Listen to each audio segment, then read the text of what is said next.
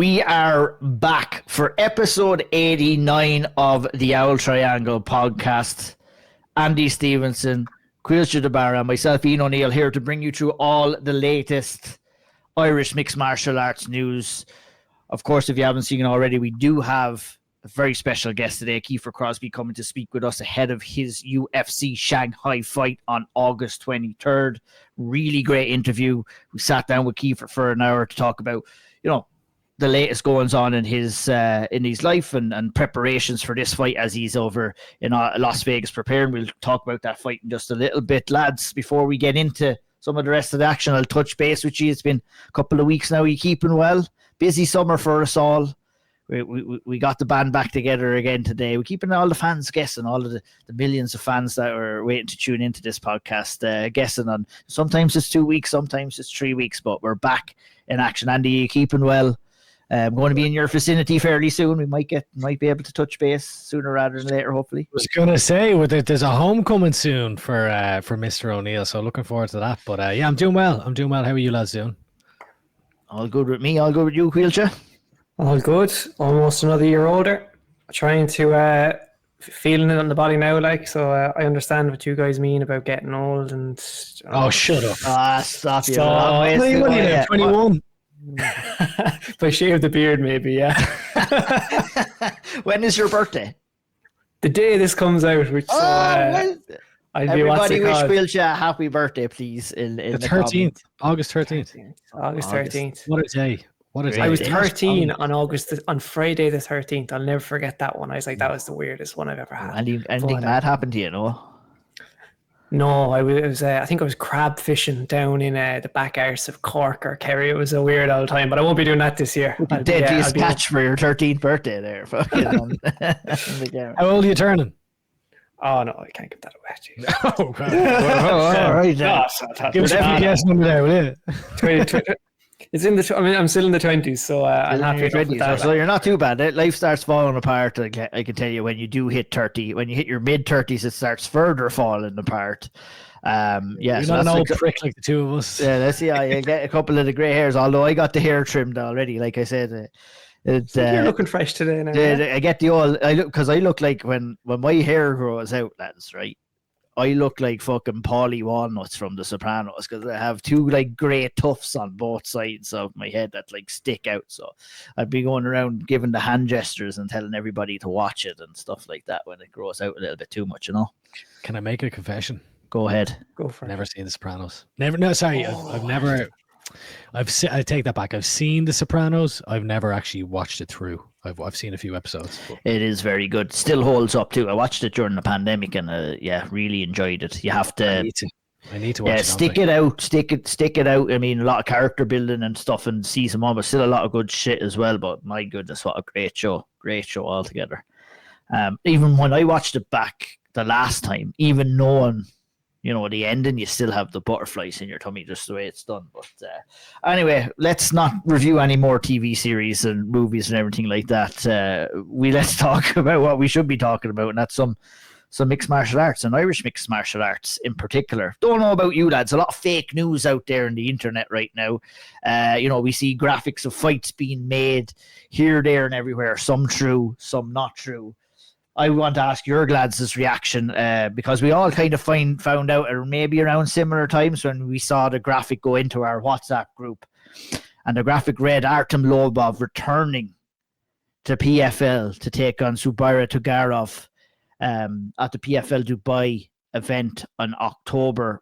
I thought, first things first, I thought, whoa, is this a fake one? No, it was legit. Artem confirmed soon after.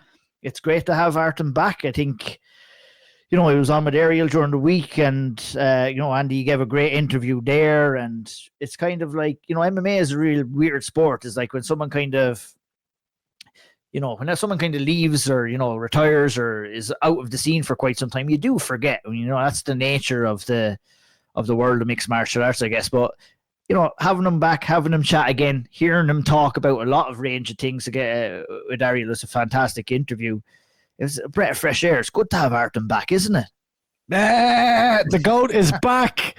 The Russian Hammer returns. I can't wait. How long were you holding that in, Andy? I thought about it at the start there.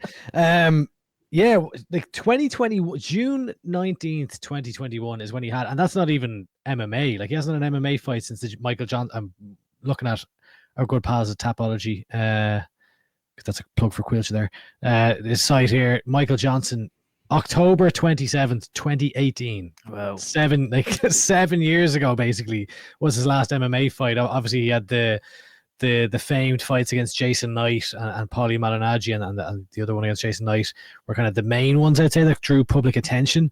And then his final one was against this like Russian boxing champion out in Russia. And that was 2021, so 4 years ago. So it's crazy to think that he's been gone for 4 years. Obviously, he's been in the news and some kind of awkwardly hilarious news headlines and things read out on our national broadcaster, tweets between Conor and Artem and things like that after they had their falling out, which of course is going through the courts at the moment. Artem talked about that on Ariel's show, but it's a breath of fresh air to have him back. I think that Artem is just this, he just, you know, some fighters have this and some fighters don't, and he has this ability to make people care. Like his record in MMA is 14, 15 and 1, and if you were to show that to someone who hadn't a clue about the sport, you'd be like, well, why do people care about this guy? But when he's around, he injects something. Like it's his fighting style, as far as willing to take on all comers. He marches forward. He'll win some, he'll lose some, but he's just so, I don't know, I can't help, but he's an enigma. He has a magnetic aura to him, and I think that when he's on these interviews with the likes of Ariel, it's hard not to fall right back in love with him, to be honest with you. So I'm really excited to see this. Like it's a fight that is, it took me by complete surprise, and I know he's kind of, I still don't really understand it. Like even after hearing him do an interview and like talk about it, like the whole idea of this fight with Zubair to Kugov. I still don't fully understand the beef, even though I do, if that makes sense, because like obviously he's had the falling out with Conor, and there's so much that it's so intertwined, but then it's not really about that. Do you know the way I look at it, Andy, is when you've been away for so long, or maybe you've been flirting with the idea to get back, and maybe, you know, I can bring you in here, Caoilte. Maybe it is for Artem, you know, sometimes you have to latch on to something, you know, maybe to get yourself motivated, to get yourself to the gym. And I think, you know, if you are going to be coming back after such a long time out of the MMA cage, I know he has had other fights after the fact, but it's a fight like this, Caoilte, that really kind of, you know, lights the flame really to get you prepared and get you into the gym and get you motivated. And I think he kind of highlighted those kind of thoughts as well. You know, it's a good fight, and it's one that, you know, you'd want for Artem as a comeback fight to come in and face Dara. What were your thoughts on the whole announcement and everything?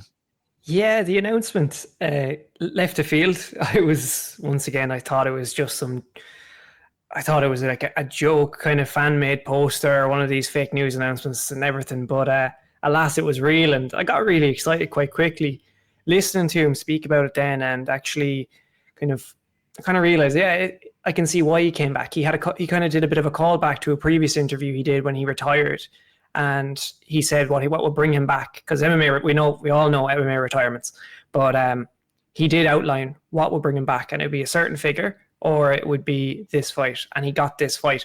It was actually, I think it's a really good move from PFL as well to do this, and it just seems like, this would get him motivated, because he's what he came across as though there was unfinished business here, and that's what he wanted to kind of, I guess, settle. Do you know, like I guess the old days, they just settle it, shake hands, have a knock, and that be it. They never got to have that, have a knock, shake hands, and move on. And I feel like the opportunity has arisen. He's taken it with both hands, and now we get to see it. And listening to him just got me excited. He's a no bullshit character, is how I always find Artem, and really enjoyable to watch, listen to. So brilliant. I love the announcement. I love the bit of as I said, the bit of business done here by PFL.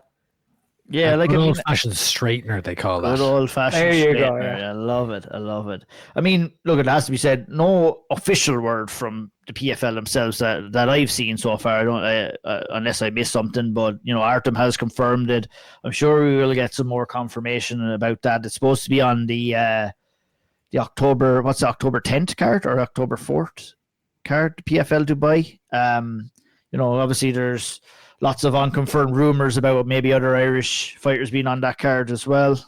Yeah, I mean, like, Jesus, how do we even navigate this one? I don't know. I mean, like, the world and their mother knows about some of these fights, and I think actually one of them is being announced tomorrow. A co-main event that I think you'd be familiar with, Ian. Yes, indeed. So it'll probably be out by the time we've put this out. So we want to take a chance on it. Yeah, fuck it. Let's just say, well, what we're hearing rumors of is we're hearing rumors that obviously our co-main event for unconfirmed rumors so far that co-main event will be between Caolan Loughran and Lewis McGrillen Evans, and obviously they're pitching banger for that's a banger co-main event. Main event obviously rematch between Paul Hughes and Nurmagomedov.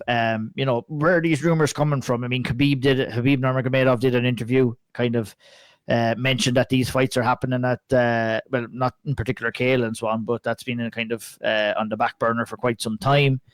But obviously as it stands, as we're recording this now, unconfirmed rumors for those fights. But I mean, Artem, Caolan, Paul, a little bit of an Irish contingent starting up, and I wouldn't be surprised if there was a couple of more there, Andy, that could be announced for that PFL Dubai card as well. And good moves by PFL to kind of lump in that Irish talent together. And I mean, a co-main event with Loughran and McGrillen and a main event of Hughes and Nurmagomedov, sign me the fuck up for that. It's brilliant. It is kind of funny as well how like we had this whole Ireland versus Dagestan 2 kind of bullshit that came up last time, and then everyone's like, oh, we got to get away from this narrative, we got to get away. There's this like coming together moment between Hughes and Nurmagomedov in the cage. It's which obviously caused a rift between Hughes and McGregor and all that, but then that's all, the dust is settled. It's like, right, let's go in and do a trilogy, just sport and contest, nothing else. Oh, would you look, we've got Artem Lobov versus Zubaira Tukhugov. Let's do Conor McGregor versus Khabib 3. It's just, I don't know, I just found that quite funny. It's kind of it's bringing it all back up again. Just when you thought you were out, they pull me back in. Yeah, very interesting. I mean, obviously, I think I would expect those fights to materialize somewhat around this week. Hopefully, they're announced already by the time this podcast comes out, or we might be after angering some of the PR staff at PFL. But as we said, unconfirmed rumors, alleged. It's what we're expecting. It's what we're expecting. Exactly. It's not, I haven't gotten two sources written for that. So, but this is. I think we've all got pretty concrete source from one end. Sure, look. Let's not say too more about it before we dig ourselves a hole that we can't get out. But nonetheless, a great card over here. While we're on PFL too, lads, let's talk about the August 1st fight of Nathan Kelly, who travelled over to Atlantic City to take on Frederick Duprat in a featherweight bout. A fight that started well, Caoilte, for Nathan. I mean, he started aggressively landing shots on the front foot. It was a back and forth first round, but one, you definitely would have said the first half of the first round for Nathan, he started really well. Duprat slowly but surely kind of ground his way into the fight. Before finishing the fight via guillotine choke in the second round. Let's talk about the performance first. We'll talk about the stoppage then, maybe a little bit after the fact, and the aftermath of this fight too. Your thoughts on the fight itself, Caoilte? Yeah, he started so strong, like sharp.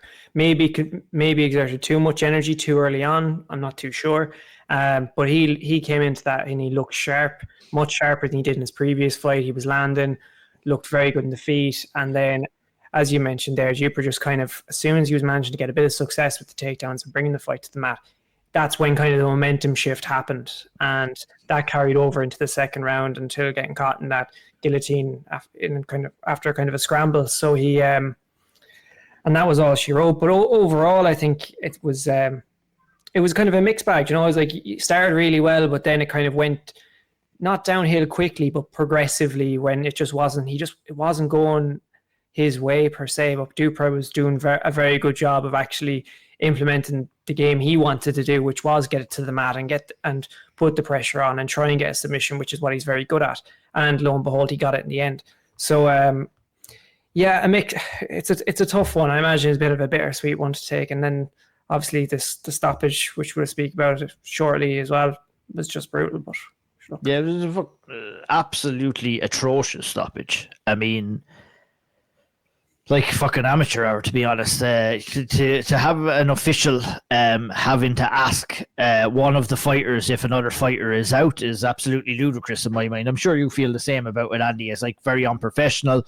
Obviously, fighter safety needs to be the most important thing. Number one, she was in the wrong position. Didn't really seem to know what she was looking at, and having to ask confirmation if a fight is finished. No, you're the ref, and you're supposed to know, and you're supposed to decide when the fight is finished. Now, it's nothing that Nathan Kelly was too up in arms about. He's very honourable as always after it, and didn't throw anybody under the bus. But I guess that's what we were here for, Andy. You know what I mean? It's just it wasn't good enough, really. We will gladly throw people under the bus for road traffic accident, no problem. Yeah, I mean, it was an awful stoppage. It was horrific. It was so late. Sorry, we're laughing here. We don't mean to be laughing at Nathan Kelly, poor Nathan Kelly, being fucking choked unconscious and continuing to be choked after losing consciousness. It was just terrible. There's not much more to say. I don't know what she was waiting for. I think I posted that under that was my initial reaction to seeing the clip from PFL. I was like, Jesus, this is like just a nice finish. Stuff. I mean, I thought it was poor. Just before you get on, I thought it was pretty poor form of Dupree. I know it's heat of the moment and all that, but like very clearly an unconscious fighter, and he's then like not drop kicking him, but like he's pushing off him, like he's obviously on his back kicking off him to push Nathan out of the way. I don't know if that was just to kind of a John Jones esque kind of drop after getting the guillotine, choking him unconscious, dropping him, like to make it more emphatic or whatever. But I just thought it was a bit of a poor sportsmanship move there by Dupree. Typical Canadian E&A. I stand the winner in this fight, but I'm only joking. Heat of the moment stuff. Obviously you don't want to see that. I don't feel too strongly about those things at the end of the day. I mean, I have a mentality that we're not playing tiddlywinks here. We're in there trying to box the heads off each other, and sometimes things like that happen. You prefer not to see them, of course, but it was a nice finish. Nathan, he did get caught, and Dupree just did excellently well to latch onto that. And arm in guillotine as well, which is not easy to finish, and you don't normally see them being finished in those kind of positions either. But I think it just showcased the tightness of the kind of grip that Dupree has, and a good finish. Disappointing for Nathan Kelly, we'll ask the question. I think, Nathan Kelly probably asked the question to himself. And, January this year, 11-fight win streak in a tournament, with a couple of wins away from potentially winning a tournament and having a world title around your waist. And, 6 months later, you're staring down the barrel of 3 straight defeats in a row. And, that's how quickly MMA can come at you, Caoilte. It's a fucking cruel bitch of a sport. But that being said, you enjoy the good times, you deal with the tough times, and there's no better man than Nathan Kelly to come back from something like this. Talked about the battles that he's previously faced. He's been in a similar situation in terms of his mixed martial arts career before. It's not all doom and gloom. Obviously, you want to be in a position where you're winning fights, but he's been a fantastic servant for PFL. I think that should continue. Like to maybe see him take a little bit of time off now, dust himself down, refocus himself, and get back on the horse. I think, Caoilte, Nathan Kelly is a guy who'll definitely be able to turn this around. Yeah, for sure. Look, it's highs and lows in sport. It can come at you fast. You could be on top of the world one minute, and then a couple of fights later, it doesn't look as good. In this case, he's got 3 losses and all 3 are finishes. Now, they're all against extremely good competition. That's the other side of it. And it's one of those lessons that you can take away and think, okay, what can you do differently? How can you adjust? And maybe just taking that time off might be an option now. That's up to him to assess, and I imagine he will. But he is one of those fighters that has gone through this through a tough period in his career where he started as a 0-2 professional and then came back on this incredible streak. So he knows what it's like to be there before, but now it's at the highest level. So he knows what it takes to get to the highest level and knows what it takes to stay there now, and he gets these lessons while he's competing against them. So he's the type of fighter that I think he'll be more than fine and more than able to come back.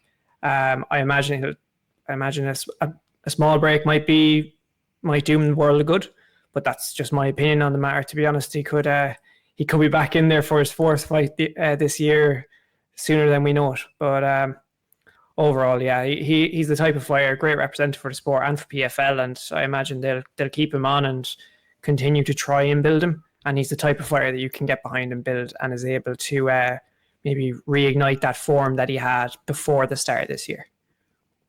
100%. Yeah, very well said. Moving on to UAE Warriors. And can I just before we move on? Can I just say I absolutely think he should take a year off. Yeah, maybe not a year, but I think I'm just going to speak very bluntly here. I think he rushed way too soon into these fights. I think after coming off a tough loss like that, to then go after the Magomedov fight, to go into the Kim fight, to get finished again, and then to be fighting a couple of months later, it's not for lack of skills that Nathan Kelly is losing these fights, in my opinion.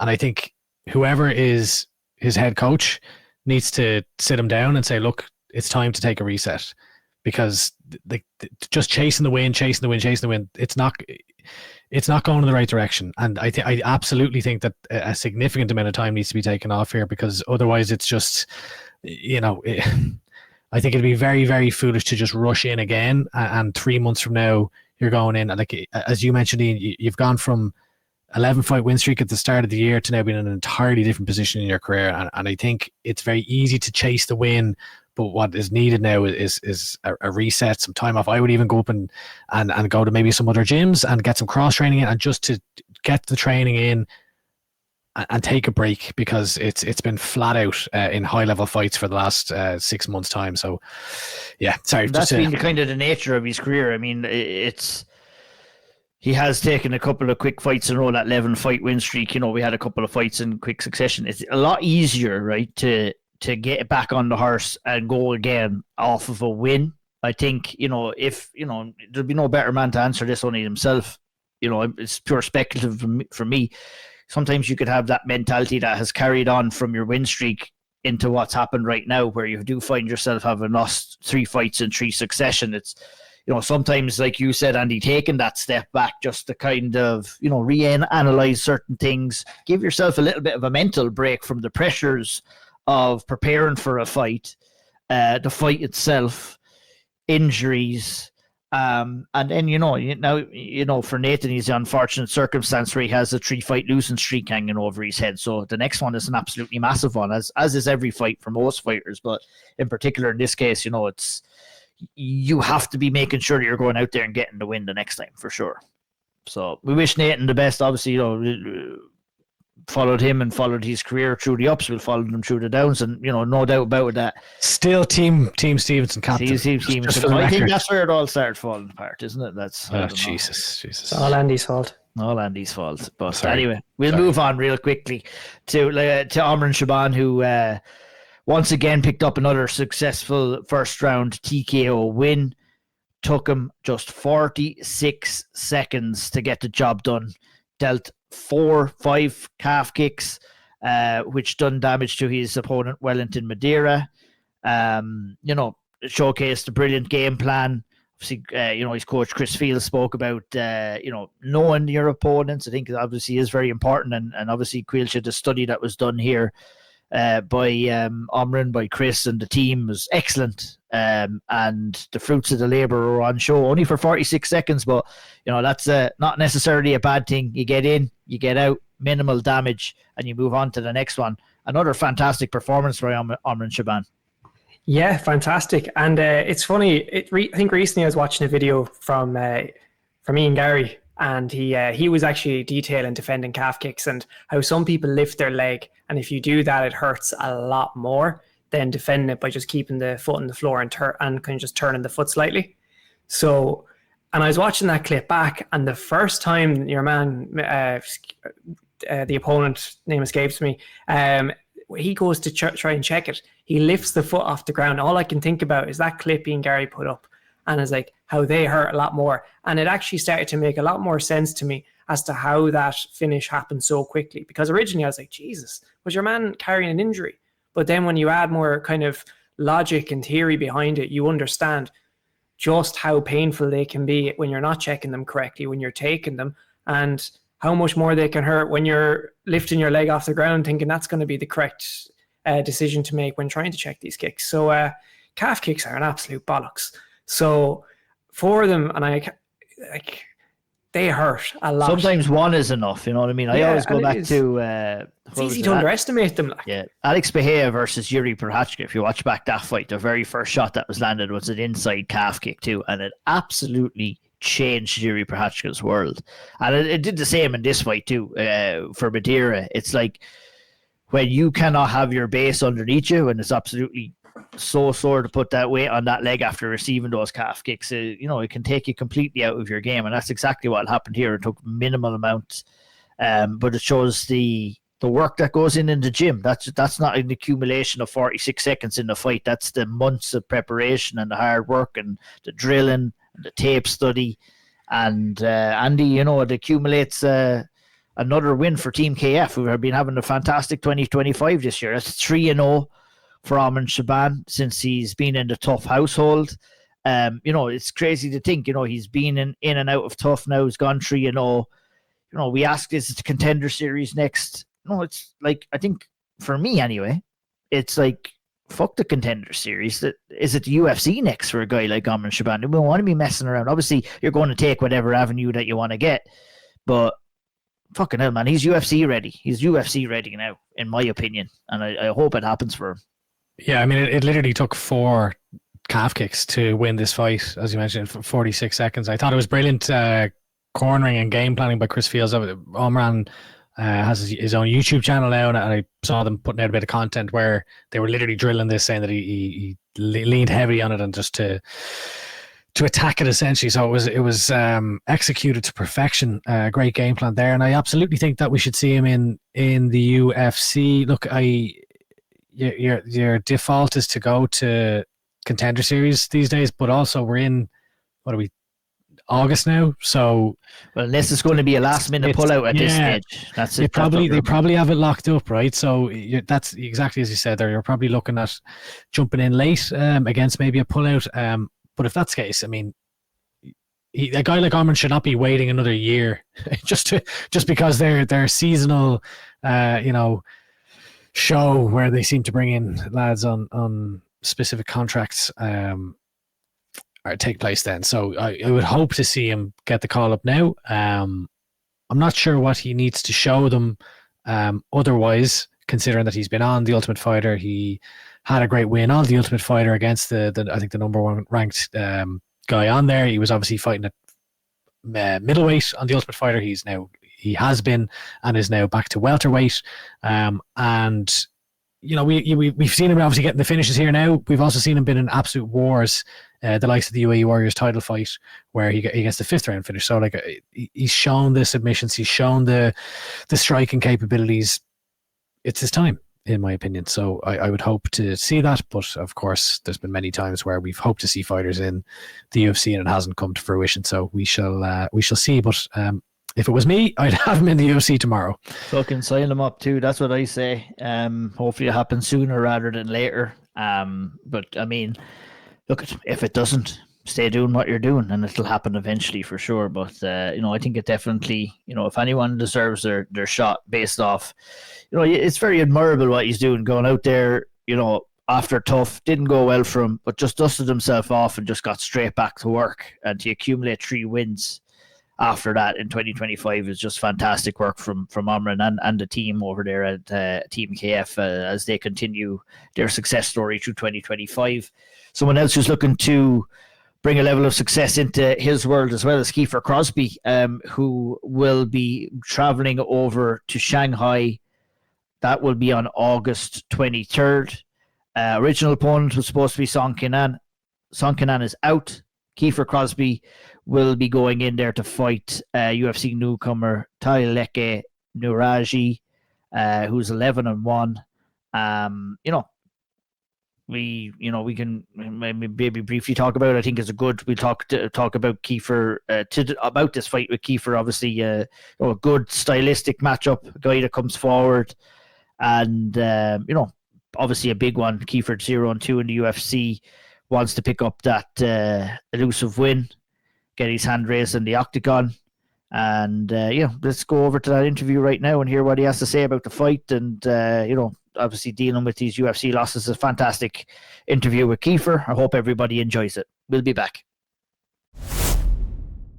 There is a heat wave coming in Ireland, but the weather in Las Vegas, Nevada looks quite a sight better, as we have Kiefer BDK Crosbie joining the show today ahead of a big fight against I'm going to try to pronounce this right, lads, Taiyilake Neuraji on Saturday 23rd of August at UFC Shanghai, opening the main card I saw today. Kiefer, how are you? How's Las Vegas? Yeah, man, it's good. It's very, very, very warm. Yeah, it's only 11 in the morning here, and it's already 38 degrees. So I'm absolutely fucking sweltering sitting out here having me morning. You look nice and bronzed now. Is this a real tan? Is this a DIY job? Real tan. I'm in the sun the past 6 weeks. All right. Now the heads over here. You can never trust an Irishman with a real tan. How long have you been over there, Kiefer, for?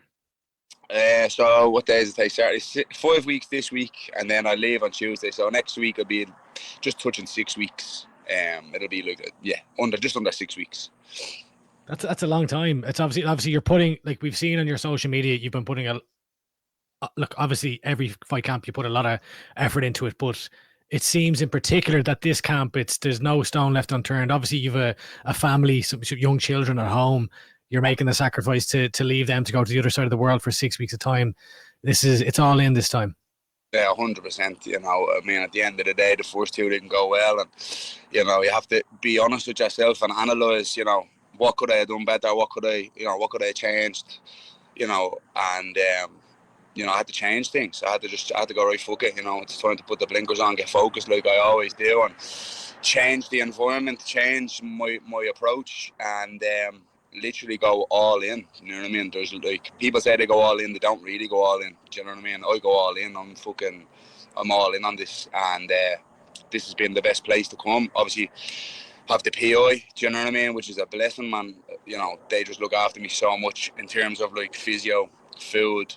I have a chef, a nutritionist, my strength and conditioning coaches. They advise me how to like sleep better, give me sleep packs. Everything is done and calculated in that regard to make me a better athlete.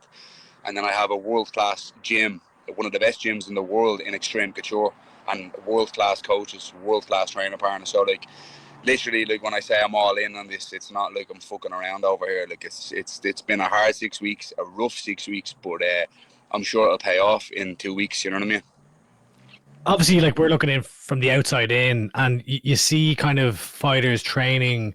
You see on social media basically, like fighters training in the PI, and there's the plunge pools, and there's the big cages, and there's the food that's kind of ready to go for you there. It seems to me almost like a Disneyland for UFC fighters. Like, is that kind of like how you see it? At Disneyland when you're getting boxed in the mouth, yeah. Yeah, maybe not quite as enjoyable. Yeah. I know what you mean though. It is it's you know what it is, honestly, it's like when you walk in, from the fucking second you walk up to the door, you're treated like a fucking like royalty, you know what I mean? It's like they just treat you with so much respect. They do everything for you. They couldn't do more for you. Do you know what I mean? The staff of that PI, I can't say enough good things about them. Like, from the bloke that opens the gate in the morning to the reception, to the physios, they just look after you like a professional supreme athlete. And it just really helps with your mindset, your body. You feel good. It's a place that every time I go into the place, I just feel like a better athlete. I feel like, wow, this is when you get to the UFC, this is how you should be treated, and this is how, the help should be provided for you. And I've never seen anything like it. And I mean, the shape I'm in, how I feel, how I'm performing, the numbers I'm hitting, everything's calculated. Do you know what I mean? There's no guesswork in the PI. When you do a strength and conditioning class, or you do like a fitness test or a VO2 max test, everything is calculated to see, are you getting fitter, stronger, better, hitting better numbers? And it's all scientific based. So that's, it's not just like I'm going to the gym lifting weights and hoping I'm progressing. I'm banging out numbers here and really jumping levels as an athlete. For, like, obviously I was supposed to go to lightweight. This one, they issued me a contract for welter, so obviously I had to crunch numbers at welterweight for my division. Do you know what I mean? So it's just been a brilliant experience to be here every day and looked after like a professional athlete. You know what I mean? For real, like. Yeah, I mean, I suppose you're constantly, like, everywhere you look as well when you're over there, it's UFC. Like, I saw that you were at the fights the other night. You're obviously been, we've seen on your social media, and you mentioned there you've been doing a lot of work with the lads in Xtreme Couture and Eric Nicksick. Why did you decide that this time you were going to go over to Vegas for your camp? I had no coach. I haven't had an MMA coach in me last 4 fights. You know what I mean? So, and I mean, the last 2 fights were UFC fights. So it's not like I'm fighting on a bleeding low level amateur show in the back arse of Taiyilake anymore. I'm past that now. Do you know what I mean? I'm in the UFC, and I mean, I can either fuck around and be training on my own and doing my own thing, or I can bite the bullet and go, right, fuck it, let's what's the best option here? Who is the best coach? I've known Eric on and off. I've met him throughout the years and stuff, and I've been a big fan of his gym, Xtreme Couture. I've seen the fighters he's produced, and I just done a Francis Ngannou on it. You know what I mean? He moved to Vegas in 2019, and I remember he was like one of the first fighters to move to the PI. Do you remember? And he kind of turned into this supreme, scary athlete, as well as working with Xtreme. And I remember watching that and being like, man, that PI looks fucking deadly. I'd love to get to the UFC and do what he's doing. And I remember thinking like that back then. I think it was like 2018 or 19 or something, when he first kind of came into the scene. And I was like, yeah, that's where I need to be. I have this opportunity. Everything is free in the PI. They look after you. They monitor everything. They give you your food, strength and conditioning. So why not just bite the bullet and make the move? And to be honest, it's genuinely the best thing I've ever done. My only regret is not coming over sooner and doing this sooner. Honestly, it's been unbelievable, to be honest, the training. It looks incredible. Kiefer, we'd be absolutely stupid not to ask this follow-up question, but why have you not had an MMA coach the last number of fights? I don't know. That's not a question for me. I've been in SBG obviously 14 years, and I've come from the bottom of the bottom to the top of the top. I've literally had my amateur fights there, professional fights there, and it's just changed. It's not the same as it used to be. Do you know what I mean? And I don't really know. Do you know what I mean? It's not a question for me. Certain people stepped away from me, and that's the way it's gone. Do you know what I mean? At the end of the day, I'm a bit older now, as I've been told, and I don't think I'm as important or as valuable or as respected as I should be. And it just comes down to lack of respect. And yeah, it wasn't good. And obviously, I went into the last 2 fights kind of blind. Obviously, I had my great coach Jimmy Upton and my 2 teammates, Keane and Lee, and but that wasn't even right in itself. They're my teammates, they're my friends, and then obviously Jimmy is a boxing coach and he's a great coach, but I need a leader, an MMA coach, who knows the game inside out, who knows mixed martial arts. And it's not even fair me putting that on my mates, you know what I mean? They're me mates, like, I'm bringing them along, and they're nearly doing all the stuff that like an MMA coach should be doing, when realistically they should be just there kind of training with me a little bit and help me cut weight or whatever, just being around. But I need a fucking, like, an MMA coach. And as I said, I'm not fighting on a low level amateur show. I'm fighting in the UFC. So Eric Nicksick, I mean, he's coached multiple world champions, multiple UFC fighters that's at a high level. He's a great coach. From day one, I'm in that gym, we clicked, and it was just like, as soon as the first session was over, we had a meeting. As soon as that meeting was over, I got back in my car and I was just like, yeah, this is exactly where I need to be. This is no bullshit with him, straight to the point. He knew me inside out. He knew my opponent inside out. And I was just like, yeah, I needed this. This is the type of coach I need. He doesn't fuck around. He tells you out straight what needs to be done, what we're going to do, how we're going to do it, and let's get the fucking win. And that's what he said to me. And I was like, mate, that's the only reason I'm here. I need to get my hand raised in that fucking Oktagon, and I'll die trying. You know what I mean? And you're the man for the job. So I'm putting my trust into him, yeah. I mean, it makes a lot of sense to me. Like, again, looking from the outside in, like you look at the kind of the high level champions, the likes of Israel Adesanya, and you look at his coach Eugene Berman, like everyone's an adult, obviously. You're all grown adults going into a cage to fight another man, but sometimes you almost need like the adult in the room to just tell you to fucking cop on, and to basically not be your mate. So I can understand why when you've training partners and friends who are very close to you, like it's just a different dynamic than having someone who's just going to be completely ruthless and cutthroat for your own benefit to go in there and guide you, I suppose, in the right direction. To me, look, and again, I don't know how much you want to go into this or not, but like looking from the outside in, you're obviously an SBG fighter, but like it just seems like the gym is obviously for very obvious reasons exploded to a humongous degree, but it appears to me that it's just very fragmented these days. Where, like do you not? I suppose, do you notice the difference between when you would have started in the gym versus now? Like obviously Richie and the lads in Bray are kind of in their own little pocket. You have like obviously a lot of people have kind of left the gym over the years and set up their own gyms. Are you feeling the effects of that now, that the gym has grown to such a degree where it's this powerhouse and is obviously still very successful, but there's no way that it can still be the same as it was back in, the early days when everyone was coming up? Yeah, no, I joined SBG in 2011. So when you think about that, Conor wasn't even a Cage Warriors champion at the time. You know what I mean? I was there from the beginning, and back in them times, man, it was a team. It was like we were all on this mat for one reason and one reason only, and that was to get to the UFC. There was no Bellator, there was no any other organisation. It was Cage Warriors. BAME was also a big show back then, do you know what I mean, before I came to Ireland, and then it was the UFC. And everyone's dream was to get to the UFC. And I'm talking about like me and Carl Pendred and Paddy Houlihan and, Brian Moore, like Philip Mulpeter, Chris Fields. That was the team, do you know what I mean? And we're the OGs of this sport, and we've been there since the beginning. And that was, a genuine.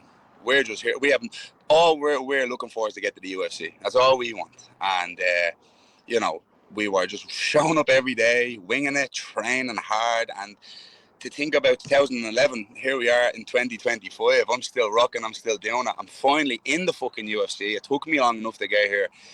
And it has changed a lot. I mean, obviously, I love my teammates and my friends. I have so many teammates and friends, man, that I wouldn't be the fighter I am today without them, realistically. I'm a big believer in that. And I'll still always pop in and out and train with the likes of Lee and do his class. And I have so many teammates that I'm so grateful for. But shit changes, man. You know what I mean? And sometimes you just have to do what's best for you. And my loyalty is my biggest weakness, and I've noticed that throughout the years. I've been let down so much with so many people, and every time it happens, I'm like, fuck's sake, that's my fault. I was too loyal, I was too respectful, I was too, trustworthy with these, certain people. And it's like, sometimes you have to just go fuck it and just cut them off and move on, and just not be too emotionally attached to things and people, and just go fuck it. You know what I mean? At the end of the day, people are going to be people, and I just got to focus on me. And that's it. You know what I mean? It is what it is. There's no real feelings around. I'll forever. I love SBG, man. It's me. It's still my fucking team. I'm still on that team. Paddy Houlihan is still my teammate. You know what I mean? Like, I'm still in that frame of mind. My teammates are my teammates for life. That doesn't stop just because they've retired and moved on. And that goes across the board with all of us. You know what I mean? That's what a team's supposed to be. Whether you're active or in retirement, or whether you're fucking on your deathbed, we're supposed to be teammates for fucking life. You know what I mean? And that's who I am as a person. And I think if you ask anybody that's ever trained with me and really ask them what I'm like as a teammate and as a training partner, as a mate, they'll tell you that. I'm the most loyal cunt you'll ever meet, and it's just the way it is with me. And as I said, that can get you. It can kill you at the end of the day. That can, when you're too all in. So, look, right now, I'm in a good spot. I'm over in Vegas. I'm training like a demon in a great gym, and I'm just there. I'm in a good spot right now. So, all that stuff doesn't matter, you know what I mean? Politics doesn't interest me, to be honest. Yeah. Well, look, I mean, if ever there was a time to go fully, kind of tunnel vision and just focusing on yourself and prioritizing yourself, it is now. Obviously, you've talked about this already. You're 0-2 in the UFC. It's not where you want to be. The first fight, of course, you got it on short notice. You flew, across, I was going to say it's halfway across the world. I don't know if there's a further place you can go across the world. And then you revealed then more recently that you were dealing with a shoulder injury going into the second fight. So, I suppose, how do you reflect on those first two UFC fights now? Yeah, it's funny, you know, I only had a conversation yesterday with Dan Ige, actually. I was chatting to him last night at the fight. He fought Pitbull a few weeks ago, and he was dealing with an eye issue going into that fight. And he had a bad eye issue, and he was like, he didn't want to talk about it, didn't want to bring it up. And he was like, I said to him when I went into my last fight, I think it was just over 3 weeks before the last night, dislocated my shoulder, tore my labrum and my bicep. And I don't know if you've ever dislocated a shoulder or tore a labrum or your bicep, but I can tell you right now, yeah, it's fucking horrific. Honestly, you can't scratch your nose, you can't move your arm, you can't do anything. And 3 weeks later, I'm in the UFC fighting a world-class fighter in Sam. And my mind was like, right, how do I get around this rather than I'm pulling out of this? And I got onto the UFC. I said, listen, I'm not getting injured, but I don't want to pull out of this fight. Can we do something? Can I get stem cells, or can I get, like, I'll do anything. I will literally do anything you give me. And they said, yeah, we can give you some injections. Part of me thought they'd pull me from the fight without me pulling out of the fight. Part of me was like, maybe they'll reschedule it. Do you know what I mean? If I tell them, look, I sent the MRI, they knew I had a dislocated shoulder, and they were like, yeah, we'll give you some PRP and some cortisone. And so I got like 3 injections going into that fight. Literally, it was like putting a band-aid on a fucking axe wound. And I had to just block it out and be like, right, I'm going to knock him out with the right hand. I was just thinking, like, right, I'm going to overhand him. This is going to be perfect. And after the fight, I have my speech planned. I'm going to say, look, I had a dislocated shoulder and I fucking, you know, I still did it. And it was going to be a big success story. And people are going to go, oh, you legend. And then when you lose, you're sitting there going, well, I can't tell people I had a dislocated shoulder now because they're going to think I'm lying. I think. Oh, fuck. But Dan said the same thing. He was like, he had the whole speech plan. He's like, oh, I had a fucking eye injury. I wasn't even going to take this fight. And then when you lose, you kind of go, people are going to just say, mate, you're just talking shit. But look, it was very hard going into the fight, and then obviously very hard dealing with the shit afterwards. And then obviously I actually damaged the further with the couple of weeks training, like with the injury. And then when I went to get surgery, the surgeon was like, what the fuck were you doing, man? How did you take that fight? Because he told me not to take the fight. And I went to like 5 different physios and doctors that would say, yeah, you know, you'd be all right. One actually, the lad that done the surgery on me, Hanan, he's a bit of a madman. He's the guy that gave me the injections, but he didn't think I was going to take the fight. He just thought, like, I'll give you the injections to get you through training. He didn't know I was fighting in 3 weeks. But yeah, this was one of them things you learn. And then afterwards, I looked back and I was like, yeah, we're mad. Fighters are just mad in general. You know? I just don't want to pull out of these fights. But looking back, maybe I should have pulled out. But if I did, they could have cut me. So that's what I was going to ask you. I was wondering, like, what was the thought? It was like, it's probably the fear of not getting another chance after the fact, isn't it, Kiefer? 100%. That was the one thing that really made me take the fight, was that I was thinking, if I pull out of this fight, what's going to happen is they're going to say, well, we're going to let you go. But if I go into the fight, okay, I have one arm, but the chances of me winning are higher than if I pull out of the fucking fight. I'm definitely not going to win if I pull out. But if I go in and I catch him perfect, and I'm like, you know, and obviously as a fighter, you have to be a bit delusional, and you have to be a bit crazy, and you have to be a bit, you know, you have to be so against the grain that no matter what people are saying to you, you're going to just bypass all that shit and believe in yourself no matter what. You could chop my arm off and you could still say, yeah, but I'm going to knock him out this arm. Or you could chop my leg off and say, yeah, but I'm still going to... And you're always going to have a reason to win in another way. And that's what any high-level athlete is going to tell you that. You know, you watch any supreme athlete at the highest level, whether they fuck up their ankle or hurt at this or hurt at that, they're always going to say, yeah, but I'm going to win anyway because of this. And that's the mindset I was in at that point. I was like, I don't care that I have a dislocated shoulder. I'm going to fucking win regardless. But, you know, you have to have that belief.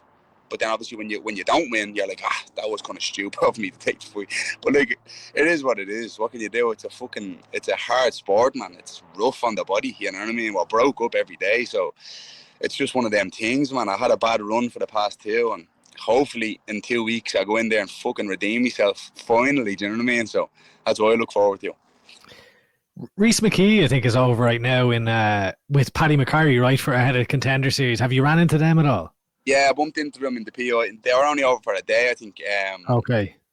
They were doing photos or something for the Contender Series. Okay, I was just curious because, like, obviously he's been twice has been in the position of 0-2 in the UFC. Obviously, he went away, then came back. And it's like, it seems like this elusive thing, like you're chasing the win. And then obviously he has this amazing moment. So I was just curious if you did happen to run into him and chat, because like you're in a similar position, obviously, to where he was in. Yeah, so we didn't talk about that, but I just bumped into him and Paddy briefly. I was literally finishing. I was doing a sauna stint, and I talked to him for like 2-3 minutes. And I remember that. That's a great example of, like, you know, when you lose, you get cut, and now you have a choice. You can go, right, well, look, I can look back on and reflect and go, look, I shoulda, woulda, coulda been, and I could have done this, and blah blah blah. For him to get back into the UFC was incredible, and then for him to make the walk again. Fair play to him, do you know what I mean? It's like, that's a hard thing to do, and then go out and win the way he done. Hats off to him, do you know what I mean? You have to go, right, that's fucking impressive. And people don't even see that part of it, they just see the win or the loss. Forget about all that.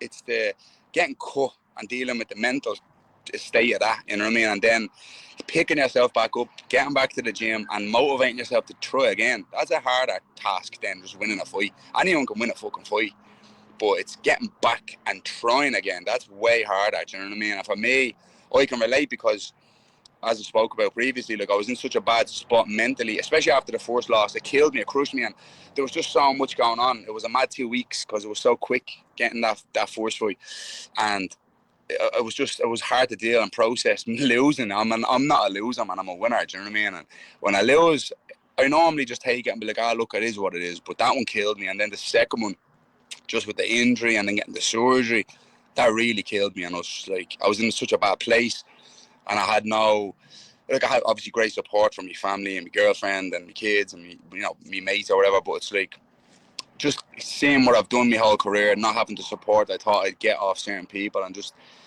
I was just like, fucking hell, man, I had to put my life into this, you know what I mean? I'm in this shit, like, since I'm 10 years of age. I'm doing martial arts forever. Like, I'm a forever martial artist. I'm not like a guy that started 6 years ago and I got in because I'm good. I'm doing this shit forever. Like, I've been doing this. As I said, I joined SBG in 2011.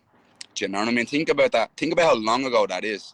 Were you even doing this podcast back then? No, I wasn't covering the sport back then. Think about it, you know, when you look back at how long I'm doing this shit, it's not like, he's just come onto the scene 5 years ago. He's really talented. He's good. He got in because he's 22 and he's fucking 5-0. Do you know what I mean? No, I'm doing this shit forever, bro. I've had 100 fights, you know, across the board in all different disciplines. I know what I'm doing here, and it took a minute, but it was just a hard, bitter pill to swallow when I've put my life, body of work in, and you lose, and then you try again, then you lose again. It's like, fucking hell, like, I'm better than this, you know what I mean? But you can say that all you want, but you're not when you lose, you know what I mean? You have to go and win. So getting back to this was hard. It was hard to get healthy and get back to this and get, you know, I wouldn't even say motivated again. I'm always motivated, but it's just like, will I bother doing this shit again? It's fucking killing me. Like, it's such a mental roller coaster for you, Kiefer. I mean, like, you talk about being a part of a team, being a good teammate, but I think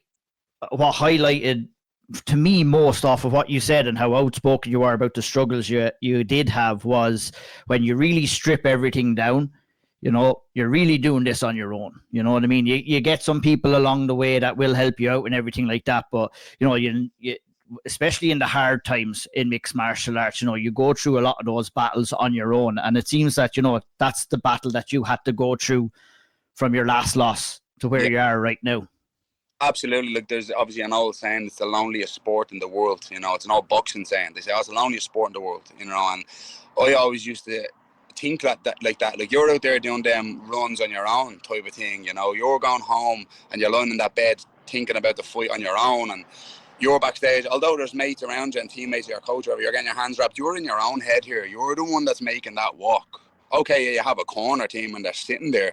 You're the one stepping into that cage. You're the one taking them licks to the face. You're the one that's wrestling hard, and you could get elbowed and your nose splattered across your face. I'm the one doing it. I'm getting the stitches after the fight. You know, not these, not you, not anyone, not the fans. We're doing it here. And look, a good example last night. Look at your man getting power bombed through the cage last night. How do you think he felt last night? People, like, I was there live, and I know you see it on the telly, but I was sitting there watching him. He didn't get up off the ground for 15 minutes. And then when he finally got up to his feet, he didn't know where he was. His neck could be broken. He has to deal with that now, yeah? And I just thought to myself, that's a human, that's a person. That's a person that has to deal with. Now he's going to have to pick his phone up today, first of all. And, oh yeah, you're viral, by the way. You know what I mean? Everyone's sharing that shit, so everyone's seen it. And you have to deal with that now. And it's like, wow, we really put ourselves in the firing line here for people's entertainment. And when it goes bad, fuck me, you have to deal with that shit. And it's sad when you do have to deal with that shit, and people are just like, see ya. You realise how this really is a lonely sport. This is you. And you, if you're fortunate to have a girlfriend and kids or a family and someone good around you, that's everything. That's all you need.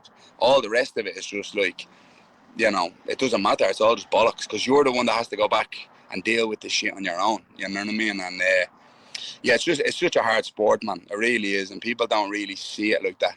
They just see the fight and judge it on like, oh, you're shy, oh, you're good, oh, he's all right, whatever they say. But it's such a hard sport to do well in, especially at this level, especially in the UFC. Like you can beat all the bums in the world at these low shows and get a few snaps of the Instagram, but when you're in the UFC, man, it's different level, man. And I know that now, even from training in Xtreme. I have not had one easy round since I've got here.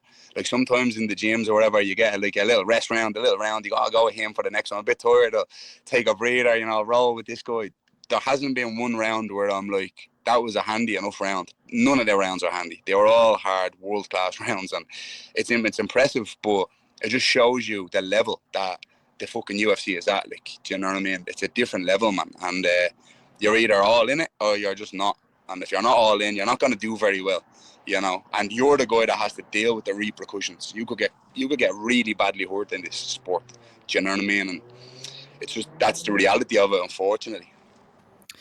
Kiefer, you put out an amazing post, and I know I think I'm safe to say I speak for the lads here. Like, we were just incredibly impressed by what you put out, where you basically spoke about the toll that your mental health took after the losses, and I suppose the journey that you went on as far as addiction, and you referenced suicidal thoughts, all this type of stuff, and I think you even mentioned even further than that. And I think it's incredibly powerful what you've done by putting that out there, not just because you're telling your truth and you're being vulnerable, but also because you're a fighter, and because there's this persona or kind of bullshit fantasy that is put out there that people are just invincible.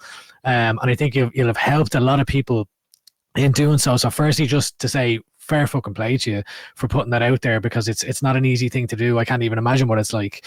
But I am curious, like, when you mentioned rock bottom, you mentioned you went to rock bottom, and that it happened both after the first and the second UFC losses. Like, what's going through your mind at that point, if you want to go into it, when you're dealing with that kind of rock bottom place, like, and you're probably, I would imagine, contemplating, like, what the fuck is next, like, as far as your career, as far as making money, as far as everything, really. Yeah, man, it's just like you have this idea in your head that, like, I've had a goal and a vision and a dream, and since 2011, I was like, I'm going to get to the UFC. And it's gone from there to 2023, I finally get there. And you've achieved your dream through all the shit. I've won fights, I've lost fights, I've went to the Bellator route, I've lost fights in Bellator. People are like, you're never getting to the UFC. And the only person that ever truly believed, is me. Because everybody was like, you don't go to Bellator and then lose a few and then get to the UFC. You could even win a few in Bellator and you don't get to the UFC. That's what people are telling me.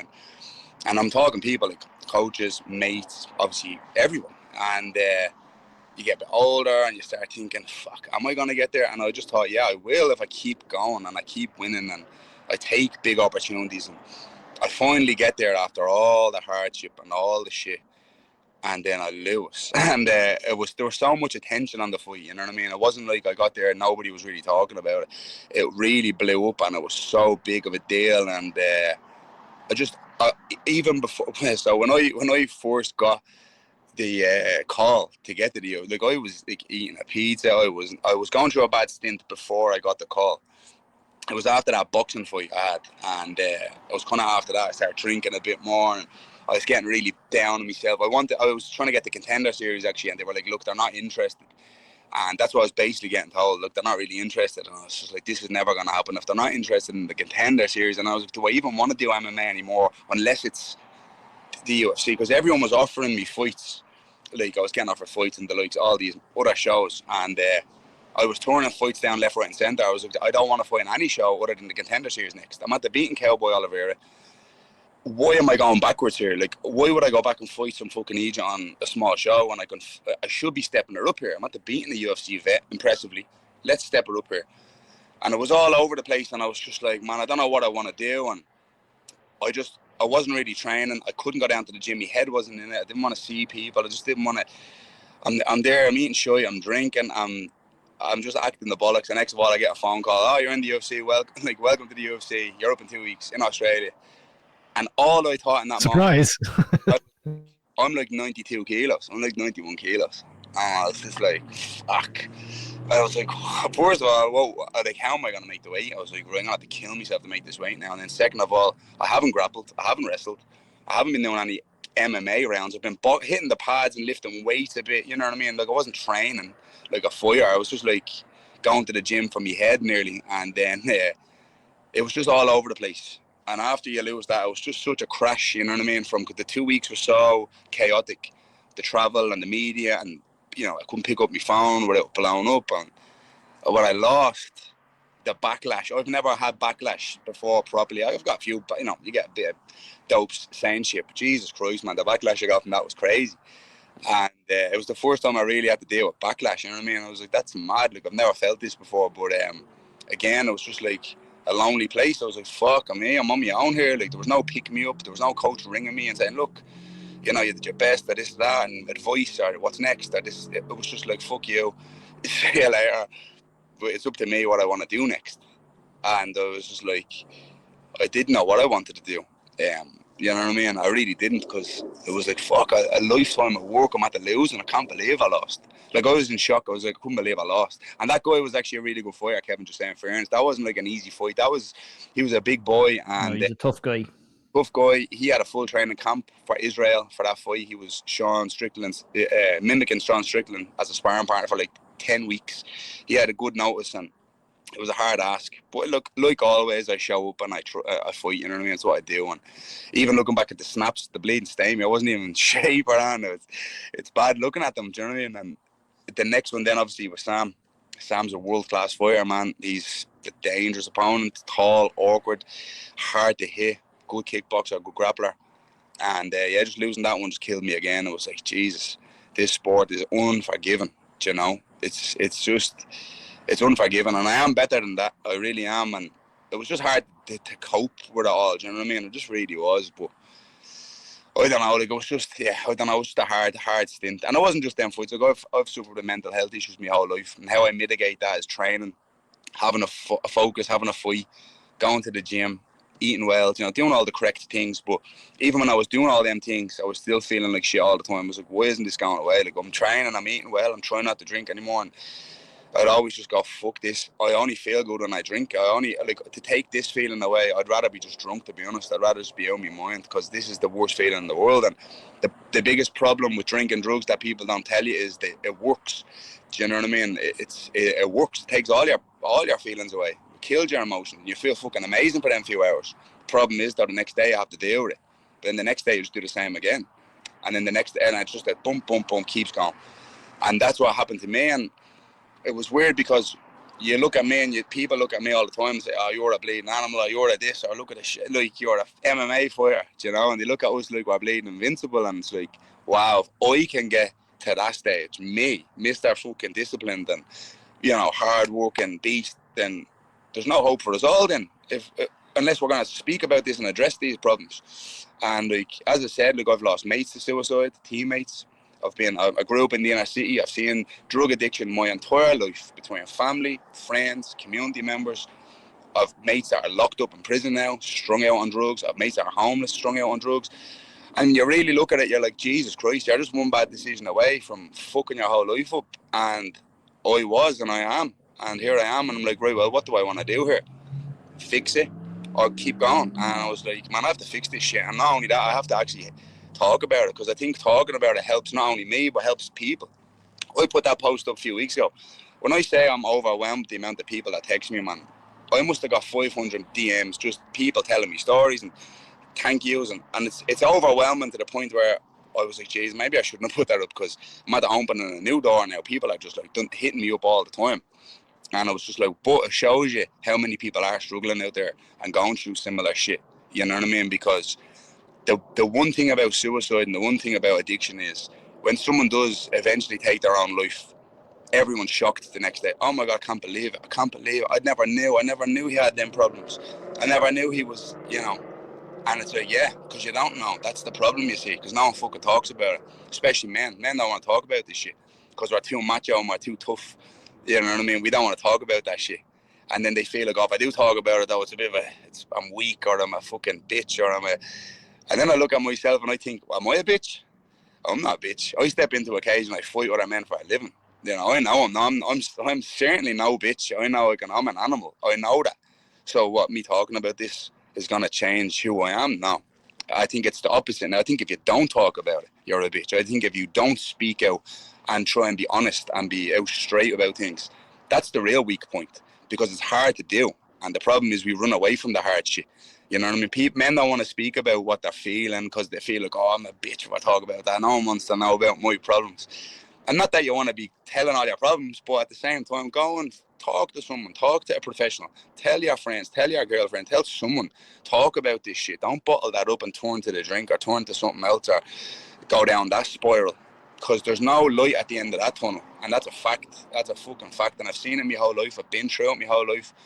And yeah, man, I just want to do better, you know what I mean? It's like, I have kids at the end of the day and they're relying on their dad, you know, so like, you know, I have 2 young boys that are looking up to me and I'm sure they're going to go through struggles, but it's either like have their father learn from his struggles and help them, or give up on himself, you know what I mean? So this fight is kind of a testament to who I am, do you know what I mean? It's not about the money or about, you know, blowing up on social media or getting me pours or about, I don't care about any of that. This is for them, do you know what I mean? It's for my kids to see that, like, no matter how much of the hard shit you go through, you're going to be a rock fucking bottom, face down, done, ready to call it a day, done, like, done. And you can still get the fuck back up and you can still fix this and you can still go again and get healthy. And that's what fighting is. It's a reflection of my character and who I am. Do you know what I mean? And I know that I owe that to myself and to them and to everyone, that if you can take anything from me making that walk again and trying to right the wrongs and even fuck the wins or the losses, and so what, say I go in there and who gives a fuck about the result? Getting to this stage again, I'm already winning, you know what I mean? I'm in Vegas, I'm healthy, I'm in a good spot, world-class training every day, I get to do what I love every day, and that's a win. I get to go home to my family and that's a win. So long may that last, do you know what I'm saying? And that's my mindset right now, rather than anything else, you know what I mean? Fucking money and all that stuff will come and go, but it's getting that hand raised for the greater good is what I'm looking for, you know what I mean? Kiefer, it sounds like you're in an amazing spot now. Even by coming out and speaking about it, it's something that a lot more people should do. And what you did, as Andy said earlier, it was amazing. And I just want to know, at what point did you feel that you turned that corner and felt comfortable speaking about it publicly to other people as well? Publicly, I don't know. Like, obviously, it's funny because, like, again, I put up that post and people are like, oh my God, I never knew. I'm shocked. But I could have easily been another statistic. I could have easily been that bloke that took his own life and then it's like, oh my God, I never knew. I'm shocked. So it's like, you know, I'd rather, and look, I have friends, close friends who are in addiction currently at the moment that I talk to. And I'm like, I look at them and I'm like, it's crazy the way you are going through this. And here we are speaking about it, and it's like, I'd rather you speak and break down in front of me than me have to go to your funeral and stand up there and say, man, I can't believe I wasn't there for more, or, you know, whatever that may be, you know. And I've been in them positions, man. It's fucking heavy going. And I don't know how many people I could tell you that I know that have took their own life and gone down them roads. And even living bad lives, just getting into that spiral that they're just in a bad rut and they can't get out of it. And it all stems from bottling everything up and just not addressing the issue and going, you know, to get help, maybe professionally, or just being honest with yourself, looking at yourself in the mirror and saying, right, how the fuck do I fix this? And of course you're going to say, it's impossible, or it's hard, or I can't fix this. Because I was actually in that position. I thought, like, I'm never going to be all right, like, again. I convinced myself, as weak-minded as that sounds for me to say that. And again, I always go back to myself thinking, for me to think like that is mad, because I'm delusional until I do something. Like, I'm getting to the UFC, you know, everyone can be against me, I'm getting there, I don't care. That's how mad I am in the head. So for me to think I'm giving up on myself, then anyone can think like that. Do you know what I mean? But you can absolutely turn it around, no matter how bad you are. 100%. Like, it can be done. But you no man is an island. You need help. You know what I mean? You do. You just need help. You need to talk. You need to, like, the way I said it to my friend actually a couple of months ago is that if you broke your leg and it snapped in half, are you just going to sit at home and go, do you know what, I'm just going to leave it, it'll be fine, I'm just get on with it, and hobble around and keep looking at your leg thinking, fuck, it's in pain, it's bad? Or are you going to go to a professional, a doctor, let him have a look at it, maybe do an MRI, give you the surgery, then give you a rehab program and let your leg get better? That's what you're going to do. That's a smart thing to do. But when you have something wrong with your mind, we always go, I'll be fine, I just leave. I don't want to go to the professional. I don't want to do that. I'll be fine. I'll deal with it. Boom. And then you just suppress that shit. It's still not fixed. You're just trying to block it all out and put it to the back of your mind. And then, lo and behold, then that's your life going forward. Or are you going to address that shit, go to someone that's a professional that has good answers and info, that you swallow your ego and your pride, as uncomfortable as it may be, learn from these people, and then lo and behold, you're a better person because of it. And there's no fucking shame in it. And that's the whole point here, and that's the point I'd love to get across to people, because I have a lot of young lads looking up to me, and I know that. I'm very aware of that. I never used to look at social media like that, like it doesn't do anything for my ego. I couldn't give two fucks how many people like or comment on my posts, or I used to maybe 10 years ago, but now I'm just like, you know what, I have such a responsibility. These lads are like, you know, they think I'm, you know, this big MMA fighter and this, but they're going to learn anything from you. Like, no matter how bad of a position you're in, you can get better, you know, and that's it in black and white, you know what I mean? And hopefully, I know for a fact it's hit home with so many people, because as I said to you, if you see my DMs, you wouldn't believe it. I couldn't believe it, genuinely. I've never had as many people reaching out to me ever, even after wins and fights and everything. It was overwhelming, so I know it's hitting home. And as I said in the post, even if it helps one person, then I don't give a fuck about speaking. But one person sitting at home going, man, that's helping me. I'm talking hundreds of people. So hopefully, you know, normalise that shit. And hopefully I'll help more people, you know what I mean? For sure. And I guess one thing, when you're moving forward, and I imagine you're obviously going to continue to speak with someone, but outside of that, the days where I guess you don't have someone professional to speak to about these things, do you have anything to protect yourself in those situations? Like you learn skills in the gym, you learn skills for your mind, you learn skills to cope. Have you done anything, or do you do anything that's on a daily basis now to help with that? 100%. You live the life, you know, so you don't, it's like learning any skill, you know, you learn, like, education is key, right? So you have to learn shit about yourself. And for me, it's simple. It's like, you know, eat well, sleep well, train well, you know, stay away from any substances, stay away from the drink, stay away from bad fucking people that are going to drag you down, and that negativity.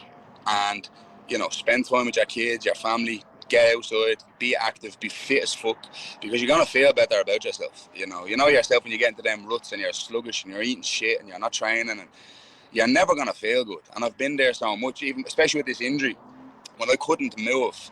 That was one of the worst, because it took away my ability to do anything. I couldn't even drive my car, I couldn't scratch my nose.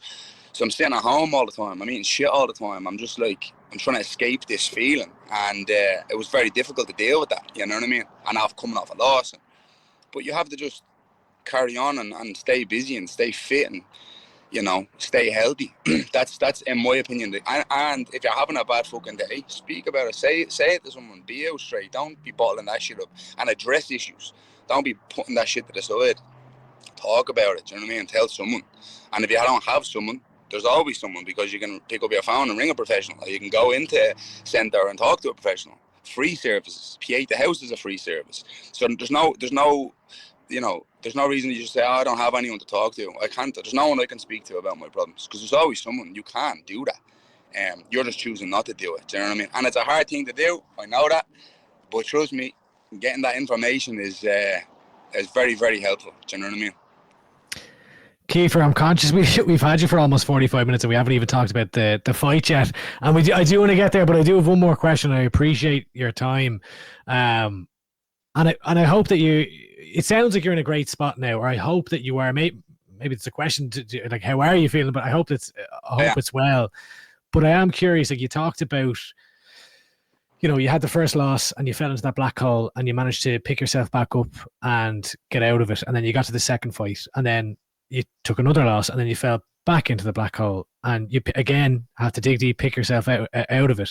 And now you've got another fight. And of course you're going in here thinking you're going to get your hand raised and you're going to win. But like any fight, there is a possibility that you could come out with a loss here. And I'm curious, like, are you nervous about going back into that black hole, or like do you allow yourself to think about that ahead of this fight? Yeah, absolutely rattled going into this fight, to be honest. Like every fight, because that's what it is. You know, any fighter that says they're not rattled and nervous and feeling that doubt, of course, they're going. Them thoughts are going to creep into your head. But preparation is key, and you know, action improves your confidence. And look, at the end of the day, it's always a roll of the dice. You know what I mean? You can roll that dice 10 times, and you're hoping to hit 6. You know, it's going to hit 7 sometimes. It is what it is. No fight is perfect. As I said to you already, I'm already winning. I have a fucking girlfriend at home. I have beautiful kids at home. I'm healthy. I'm in a good spot. I have people around me that's, you know, I'm already winning. I get to do this. I don't have to do this. I don't have to fight in the UFC. I don't have to come to Vegas and do this. I fucking love this. I love martial arts. I am a martial artist. That's what I am. That's who I am. It's what I've been doing since I'm 10 years of age.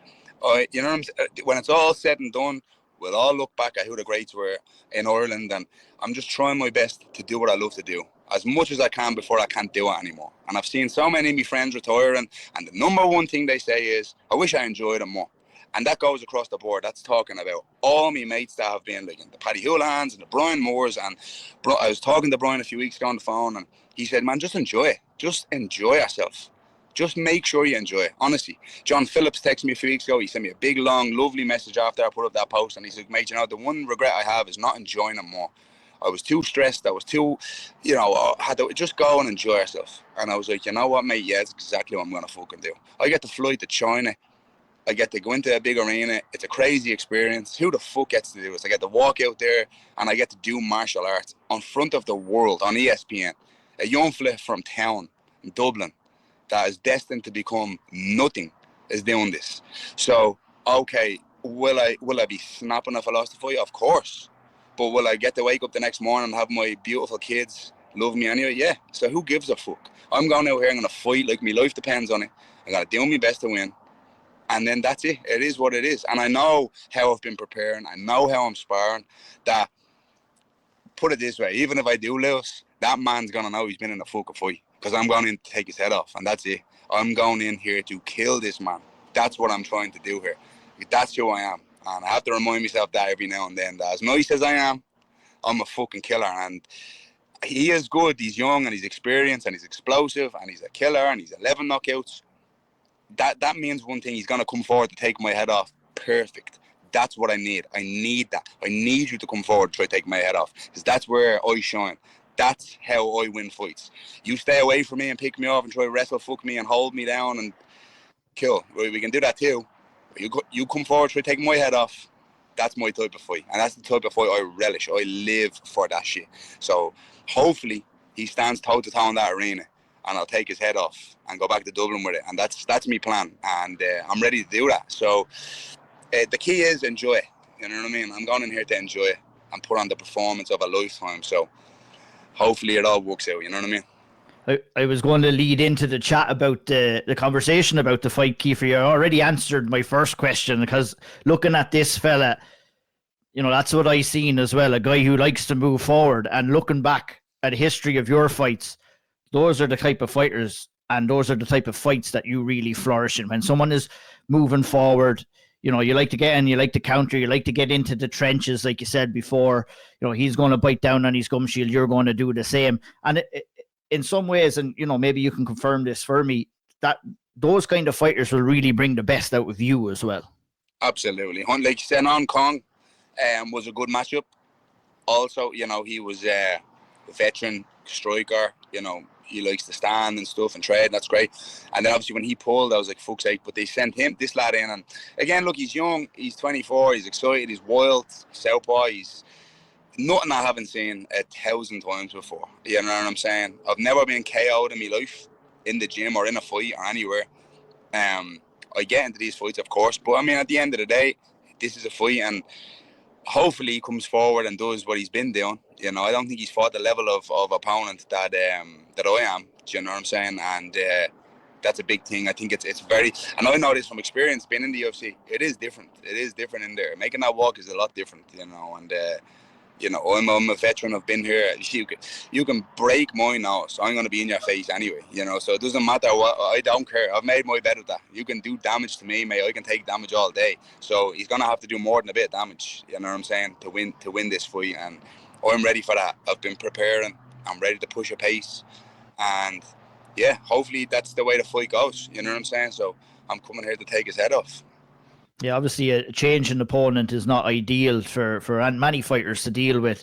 You know, the biggest fear when you see a guy like Sonkinan pulling out, you know, for me, looking from the outside in, is that, you know, we've seen in the past other fighters, you get fucking thrown in a wrestler, or you get thrown in a guy who's completely different to what you've been preparing for. Lucky for you, you know, you have been preparing for Sonkinan, and, you know, while he's not the same, they've kind of built of a similar ilk, these two guys. They do like to move forward and stuff. So I can't imagine that the preparation was kind of thrown on its head all that much, Kiefer. Yeah, but you know, it's funny, like, not really either. Like, I mean, even if they did throw a wrestler in, to be completely honest, as if, like, people think I can't bleed and wrestle or something. I'm actually I probably wrestle and grapple more than I strike, funny enough, in the gym. Yeah. And over here in Xtreme, like, man, these boys can wrestle. Holy shit. I tell you what, man, they can wrestle, yeah. I'm training with people, and after every session, I'm like, mate, how long are you wrestling? I'm asking people, like, and they're like, oh, I'm wrestling since I'm 4. I'm a D1 college wrestling champion. I'm an NCAA. I'm like, thank God you fucking said gee, they can wrestle. Do you know what I mean? These boys are, like, legit. And, but look, I mean, I'm doing well, and I'm learning so much from these people that's like, I'm ready for whatever. This guy could pull out next week and throw whoever the fuck in here. I don't care. I'm ready to fight. I know how to fight everywhere. It's not just like, I just enjoy the striking element more. You know what I mean? And there's a reason I'm on the main card. Do you know what I mean? I won't tell the UFC and they put me on the main card. Opening the main card too. They always put bangers on the opening card to get people in as well. So I mean, yeah, it's stupid. There's a reason I'm still here, and they know that, you know, I haven't lived up to the expectations yet. But they know how good I am, and I've talked to the UFC, and they know what's up. You know what I mean? They'll go, win and a loss doesn't always define you. You know, it is, as I said, it's a roll of the dice. Happens. You know, you win, you lose. Who gives a fuck? You know, you move on. You're still a great fighter. You get knocked down 9 times, you get up and go again on the 10th. You know what I mean? That's the mindset you have to have if you want to do well in this sport, anyways. Who's been giving you some of the toughest rounds in the gym in preparation for this fight, Kiefer? Fuck, man, loads. Like, I had hard sparring the other day. We done 5-5s. I done, like, a lad called Mackie Coconut Bombs. He's one of my main training partners over here. He was actually in the UFC, fought middleweight in the UFC. Julian Arosa, fuck me, Juicy J, yeah. Yeah, man, absolutely a great martial artist. My friend Nico Soli as well. He's over here. We've been training a lot. You know, Nico's a beast. Perfect southpaw, 6'2", one of my main training partners for years. He's been a big help this time around for this fight.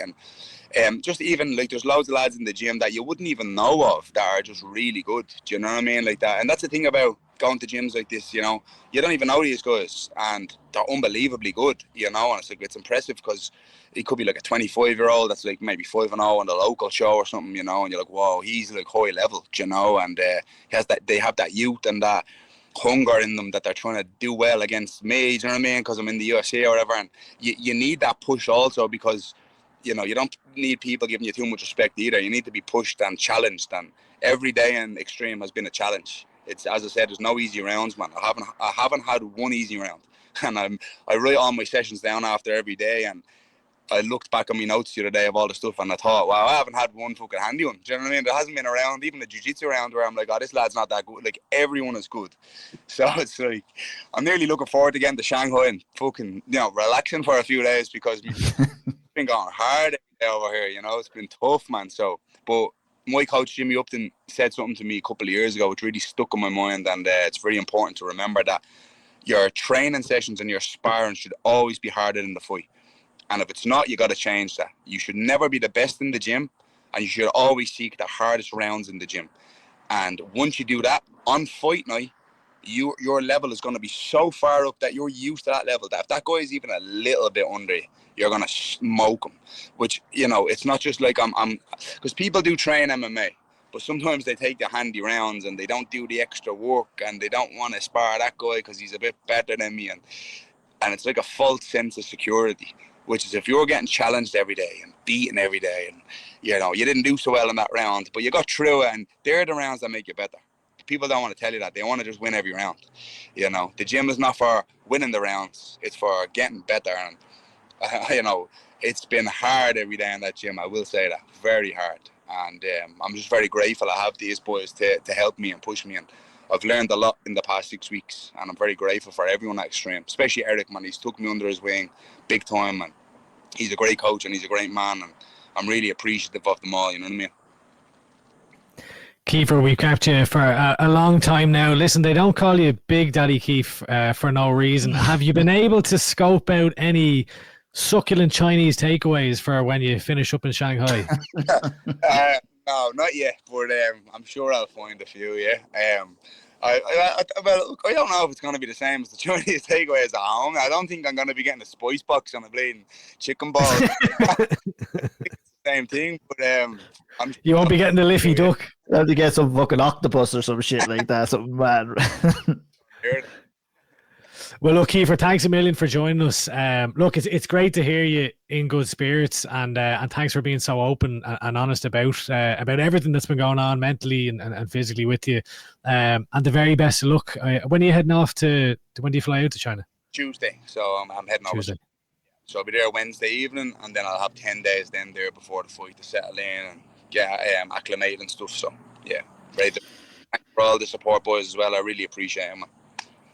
Absolutely. Kiefer, what I'd love to see is a couple of more videos of modern technology. I love the one about the dump trucks over there. If there's anything you see in China, man, you got to get on the video as well. If that bin truck is on the go, boy, my mind's going to be blown, bro. They have the fucking the robots going around Lidl now as well in Dublin. Have you seen them? What do you mean? They go around like basically checking to see the stock levels. So they have these in the US everywhere. Man. They check the stock and then they'd be like, on aisle 4 we need whatever for like the staff members. It's wild. Yeah, I think they're cool now, but fuck that. They're gonna take over, boys, and we're all fucked. Yeah. They'll always need fighters at least. Yeah. Cheers, Kiefer. Thanks very much, lads. Thanks a mil, Keith. Thanks a mil. Thank you. All right, boys, a couple of things to kind of sort out and talk about here. Obviously, lots of noteworthy news. Before we talk about that noteworthy news, we were hoping to speak about Dylan Logan, who was over and scheduled to have a title fight at Rage UK. That title fight did fall through. The opponent pulled out due to injury. No replacement was there, so Dylan just has to wait a little bit longer to get that opportunity. Hopefully it comes sooner rather than later. A guy who did get his opportunity over in Marbella in Spain, Caoilte, is Dara O'Sullivan, who just made his pro debut this past weekend, taking on Hans Kruger, not Hans Kuber, as we figured out. That was the Gruber, was it? Gruber. Gruber? Hans Gruber. Right, yeah. Hans Kruger, yeah. So we were kind of joking before the podcast saying this guy sounded like one of the villains from Die Hard, and not too far away in the end, but it didn't go too well for Hans Gruber in Die Hard 1, and it didn't go too good for Hans Kruger. Beautiful. Over in Marbella, Spain, as well as Dara O'Sullivan picked up a decision win. Caoilte, give us the old lowdown on that fight. Yeah, and I guess it went very well for Kerry recently in the GAA, and now a Kerry man is flying it high over in Marbella. Love it. In MMA. So yeah, he great performance for a guy. I'll be honest, after I was unsure if he was maybe jumping pro too early. I think he only ran 7 amateur fights, coming off 2 fight losing streak, one of which I would say he probably did. He probably should have got the nod, but lost the split. However, he looked fantastic in there. He showed he was ready for the pro ranks. He looked very comfortable. Went all 3 rounds. First round, striking was on point. The high kick, the way he mixed up his strikes, and he got caught. Now he took a few as well. Your man he was fighting was a tough old cookie, and he wasn't just one that you're just going to run through. but picked his shots very nicely in the first round. You could have argued that he could have nearly finished it at times, but and maybe he could be sickened that he didn't. But I think the 15 minutes overall were extremely valuable because you got to see all aspects of his game. As round 2 and round 3 went on, had utilized a lot more of his grappling, got to see him more in top position, landing strikes from there and just putting the pressure on, and overall complete domination. But it was no easy. It was a good test for a debut. We give people, we're quite critical when debuts are quite easy for fighters. And I think he deserves a lot of credit here because it was no walk in the park. Your man was tough as nails and did have, your man was he was a skilled fighter at the end of the day. 3-0, maybe against subpar opposition with those 3 fights, but he was decent opposition, and Dara O'Sullivan went out and just, yeah, he ran through him and looked good doing it. Hopefully we get to see him on WOW for a bit longer now, I think, because it's a good upcoming promotion. Yeah, indeed. Nice breakdown there. Good to see him start off his professional debut with the win over Marbella. Yeah, that's kind of a roundup of all the action. Let's look ahead, lads, to a couple of fights that have been announced since the last time that we've been on. Let's start with Paddy McCorry, Andy. I mean, you know, we're obviously chatting with Kiefer in the interview there, and Paddy's been over there, obviously getting some pictures and getting prepared for his Dana White's Contender Series fight. You know, this is a big one for Paddy. I think, you know, I obviously thought Paddy was good enough and deserves this opportunity as well. Have we seen any official word from the UFC yet on this fight? I know there's been lots of reports and everything like that, but I think it now is official. I think it's confirmed. Yeah, he's against Insu Wang on the where are we now? It's 16th of September. Mm-hmm. So yeah, a little over a month away now still. So maybe we'll get to chat to Paddy ahead of the fight. But exciting. It like everything we talked about with Omran applies to Paddy, and it's great to see Paddy getting the opportunity now. Obviously, he having gone through tough with Omran, has come off the back of that, has gotten some big wins. Obviously, blew up from a cultural perspective with obviously the support of Palestine in his last fight, and big spotlight on him, and also getting the big finishes I suppose the last one wasn't a finish, but the spotlight has been on him, and he has been finishing fights. So yeah, looking forward to seeing him in here. I don't know. I'll be honest. I have not yet watched Insu Wang, so I need to check him out.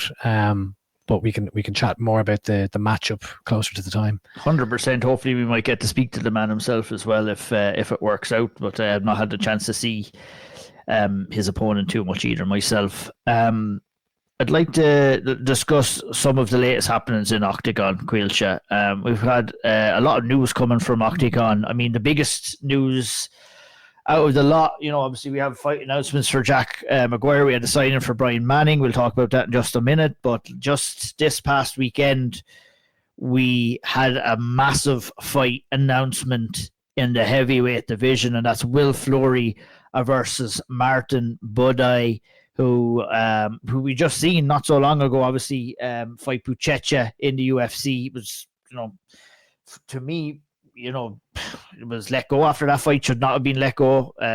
But look at one man's loss is another man's gain. He goes into Oktagon. He goes straight into a heavyweight title shot with our own Will Fleury. And my goodness, that's a mouth-watering heavyweight fight. Heavyweight fight, sorry. What did I say? Light heavyweight. I think said light, yeah. Yeah, apologies. A heavyweight fight with Will Fleury. Great fight here. I think exactly what a guy like Boudet needs, and exactly what a fight like Will Fleury, because there was some questions of what possibly could be next for Will Fleury.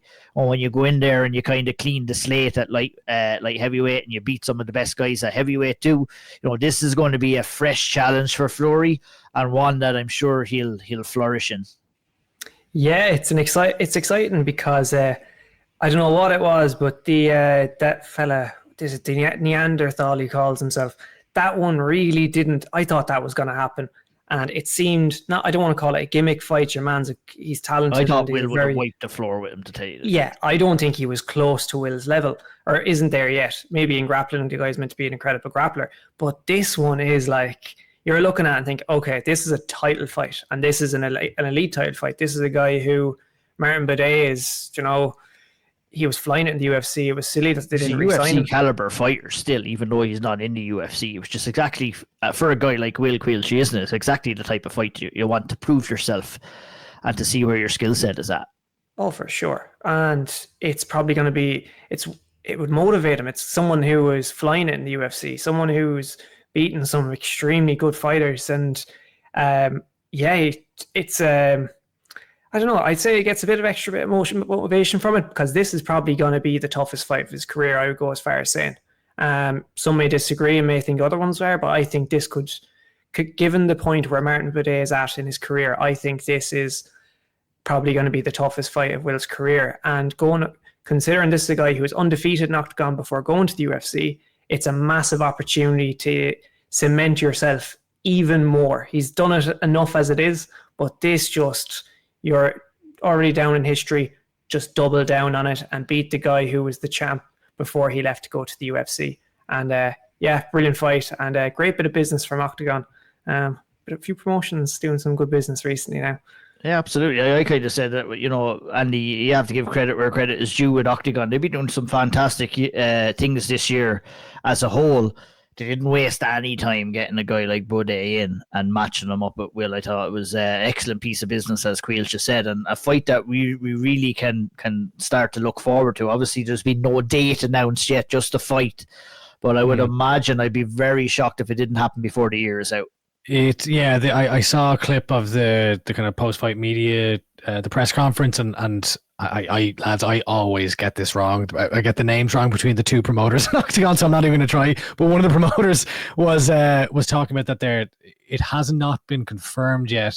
And I know they did the pageantry of like the signing of the contract and stuff. So you would assume if they're signing a contract, there'd be a date, but clearly not. But it's looking like the Bratislava show, which I believe is the 4th of October, is what's being targeted anyway for this fight. So that it's a huge one. Like, I think, it was like Buday was kind of the talk of the town only last week when he was released from the UFC, given that he was 7-1 and obviously, Buchecha coming in, a big name of the jiu-jitsu coming world. off a win too, to get cut off a win, it was kind of exactly. So I think you're dead right. It's a great bit of business. It's for a number of reasons. One, from like, Fleury has had some really big fights, and I think that the Carlos Vamola fight was a huge one from a personality perspective and the aura and kind of the mystique that he has as this kind of Terminator style character in Oktagon. But I think Buday it's just a better sporting contest. Like, it's two lads who are in their prime, who are really excelling in MMA, going head to head. Obviously, the storyline, as Caoilte mentioned, he left Oktagon to go to the UFC, and he was the heavyweight champion, I believe, at the time. He had won the vacant heavyweight title. So you have kind of like the homecoming angle there from a narrative perspective for Buday. And then obviously, like, Fleury, I put this out there, and I don't know if this is a bit of a reach at the moment, because it was a single division that he's doing it in, but I kind of compared him that he's quickly kind of becoming Oktagon's version of Phil DeFries, as he is to KSW, where obviously DeFries is a heavyweight and he is a vast amount more title defenses than Fleury has probably fights in Oktagon. But I think Will has been doing a phenomenal job of just taking on all comers. Like, when you're going in to markets that you're an unknown quantity to begin with, and also you don't speak the language and you're the enemy, well, the quickest way to to win the adoring of the fans is to just fight frequently, put on fun fights, get finishes, and he's been doing all of that. So again, this is another milestone, I think, for Fleury, and it's building him within the Oktagon roster. It's legitimizing him more from a sporting perspective, and it's a fight like this legitimizes Oktagon's claims to be the best promotion in Europe as far as putting on the best fights. And I'm sure Cage Warriors and KSW will also kind of dispute that, and obviously PFL of their European side as well. They'll all dispute that claim. But fights like this will allow you to make claims like that more so, especially when you're bringing in a guy like Buday who's 7-1 in the UFC. A lot of people would consider him, top 15 UFC heavyweight at this point, coming off his last win. So it's brilliant, and it's a big fight for Fleury, and I would agree with Caoilte. I think it's the biggest fight, definitely from a sporting perspective, that he'll have had in Oktagon. Yeah, I absolutely agree as well, and it's great to see Will get the opportunity. I know I was chatting to him offline there, and he had obviously coming off the back of an injury is healed up, and he was chomping at the bit to kind of get in there, not once but maybe a couple of times before the year is out. If you can make this happen in October, we might even see him again later on the year. He does have 2 titles to defend. I guess it probably puts the 3 title thing on hold. To be honest, I never really liked the idea of him going down to middleweight, to be honest. It's when you've gone up to for sure. I think it's, moving up and down in weights. We've seen it with other fighters before. I don't think there's a necessity for it. Obviously, there's a chance there for Will to create some history, perhaps. But, I don't know if it's you'd only be putting your life and your... The other thing, and this is not having a pop for the record, but the steroids, I don't if you've increased your, you know what I mean? I don't know, is it even possible to go down to 185 anymore from? I don't know. Maybe it is. I don't know. I'm not having a pop right now. I'm just saying that's no, physically, physiologically, I don't know how that would work. Yeah, no, it definitely wouldn't be easy. That's for sure. Definitely wouldn't be easy. But fun times ahead for Will Fleury, nonetheless. And we'll move on. Let's finish off with Cage Warriors. We were on here, lads, the last time in the last podcast, and we were saying, all the fights will drop. Yeah, all the fights were going to be announced right after, and lo and behold, the very next day after we recorded, we got a metric ton of fights for the RDS card in September for Cage Warriors. If you spare a moment here, I'll just rattle through all of the fights that have been announced since we've been last on. We'll just quickly run through and brush through some of the fights and what we think as well. In the featherweight division, Solomon Simon versus Aidan Lee. That's a banger. Ger Harris versus Johnny Tuma. We've Stephen Costello against Manel Del Valle. Adam Darby is against Robert Constantine in the welterweight division. Featherweight division, Kikyo versus Damien McKenna. Calm down, Andy. Calm down. Featherweight division, Joe Doyle versus Jamie McGowan. Lightweight, Conor McCarthy versus Diego Vashani. And at flyweight, Emer Darcy returns to take on Justnia Kulinska in the women's flyweight division. Lots of great fights there, Andy. Any particular ones? Obviously, we'll break these fights in a hell of a lot more detail now, but if we were to kind of brush through some of the fights that we're looking forward to hear, if I was offered 100 euros to guess what the first one that you were going to say would be, now that I've said it, you probably won't say it, but I think I'd be... Just do that just to spite you, but no, I honestly, it's not, it's definitely up there. But the number one I'm looking forward to is Solomon Simon, Aidan Lee. It's an absolute banger. Aidan Lee is a household name in Cage Warriors. I'm really excited to see that fight. I think it's, I would have loved to have seen Solomon fighting for the title. I'd love to know what the plan is for that title and when that'll be defended and all of that stuff. But as far as anything other than a title fight and anything other than the fight against I'm forgetting his name, we had the whole Nick Bagley, it was a title fighter, Nick Bagley, that I wanted to see next, but I think Aidan Lee is a great, it's a great next option. So I think you beat Aidan Lee, especially if you finish Aidan Lee, it's Dana White's Contender Series or it's title next, and there should be no other consideration for him, to be honest with you.